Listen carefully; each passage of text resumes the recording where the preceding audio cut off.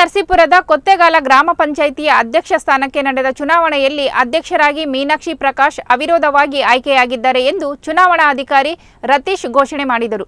ಇನ್ನು ಇದೇ ವೇಳೆ ಮಾತನಾಡಿದ ನೂತನ ಅಧ್ಯಕ್ಷರು ಗ್ರಾಮ ಪಂಚಾಯಿತಿಯಿಂದ ಸಿಗುವ ಸವಲತ್ತುಗಳನ್ನು ಸಾರ್ವಜನಿಕರಿಗೆ ತಲುಪಿಸುವ ಪ್ರಾಮಾಣಿಕ ಪ್ರಯತ್ನ ಮಾಡುತ್ತೇನೆ ಎಂದರು.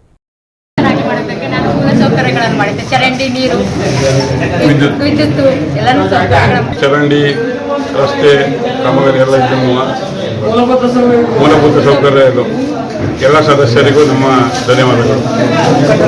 ಎಲ್ಲ ಮುಖಂಡರು ಎಲ್ಲ ಸದಸ್ಯರಾಗಿ ಅಭಿವೃದ್ಧಿಗೆ ಆಯ್ಕೆಯಾಗಿರ್ತಕ್ಕಂಥ ನಮ್ಮ ಮೀನಾಕ್ಷಿ ಎಲ್ಲ ಸದಸ್ಯರ ಸಮರ್ಥ ಮೇಲೆ ಅವಿರೋಧವಾಗಿ ಆಯ್ಕೆಯಾಗಿದ್ದರೆ ಮುಂದಿನ ದಿನದಲ್ಲಿ ಎಲ್ಲರ ಸಹಕಾರದಿಂದ ಪಂಚಾಯತಿನ ಒಂದು ಇಡೀ ತಾಲೂಕಿನಲ್ಲಿ ಒಂದು ಮಾದರಿ ತಾಲೂಕಾಗಿ ಈ ಸಂದರ್ಭದಲ್ಲಿ ಅಭಿವೃದ್ಧಿಪಡಿಸ್ತಿದ್ದೀವಿ ಅಂತ ಹೇಳ್ತಾ ಎಲ್ರಿಗೂ ಇಲ್ಲಿ ಬಂದಿರತಕ್ಕಂಥ ನಮ್ಮ ಮುಖಂಡರು ಎಲ್ಲ ಕಾರ್ಯಕರ್ತರು ಎಲ್ರಿಗೂ ಈ ಸಂದರ್ಭದಲ್ಲಿ ಅಭಿನಂದನೆಗಳನ್ನು ಸಲ್ಲಿಸೋಕ್ಕೆ ಇಷ್ಟಪಡ್ತೀವಿ.